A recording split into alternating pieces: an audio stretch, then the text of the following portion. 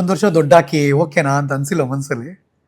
ಆ ಮೂಮೆಂಟ್ ಅಲ್ಲಿ ಗೊತ್ತಾಗಿಲ್ಲ ಸರ್. ಎಲ್ಲ ಪರಿಚಯ ಆದ್ಮೇಲೆ ಯಾವ್ದು ಏನು ಅಂತ ಗೊತ್ತಾದ್ಮೇಲೆ 1 ವರ್ಷ ದೊಡ್ಡವರು ಅಂತ ಗೊತ್ತಾಗಿತ್ತು. ಬಟ್ ಓಕೆ ಅಷ್ಟು ಏನು ಸಮಸ್ಯೆ ಇರಲಿಲ್ಲ ಸರ್, ಏಜ್ದೇನು ಸಮಸ್ಯೆ ಇಲ್ಲ. ಅವ್ರೇನು ಹೇಳಿಲ್ಲ ಅದಕ್ಕೆ ಮಾನಸ ಅವರು? ಹಾ ಸರ್, ಮಾನಸ ಏನು ಅಯ್ಯೋ ನೀವು ತುಂಬಾ ಚಿಕ್ಕವರು ಅಂತೆಲ್ಲ ಹೇಳಿದಾರೆ ನನಗೆ.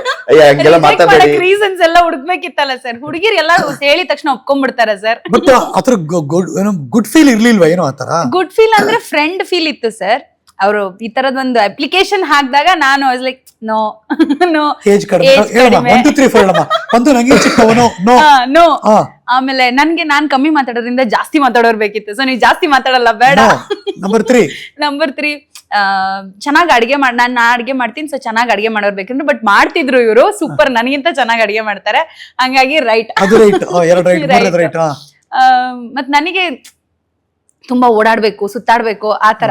ಇವ್ರು ಸ್ವಲ್ಪ ರಿಸರ್ವ್ಡ್. ಬಟ್ ಈಗ ಅವ್ರಿಗೂ ಸುತ್ತಾಡ್ಬೇಕು ಓಡಾಡ್ಬೇಕು ಅಂತ ಎಲ್ಲ ಆಸೆ ಬಹಳ ಇದೆ. ಈಗಲೇ ಶುರುವಾಯ್ತು ಲೀಸ್ಟ್ಗಳು.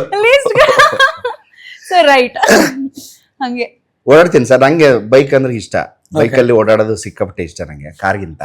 ಬಟ್ ಅವ್ರಿಗೆ ಹಿಂದೆ ಕೂತ್ಕೊಳ್ಳೋಕೆ ಇಷ್ಟ ಇರ್ಬೇಕಷ್ಟೇ. ಅವ್ರಿಗೆ ಕಾರು ಇಷ್ಟ, ನಮ್ಗೆ ಹಂಗೆ. ಬೈಕ್ ಇಷ್ಟ.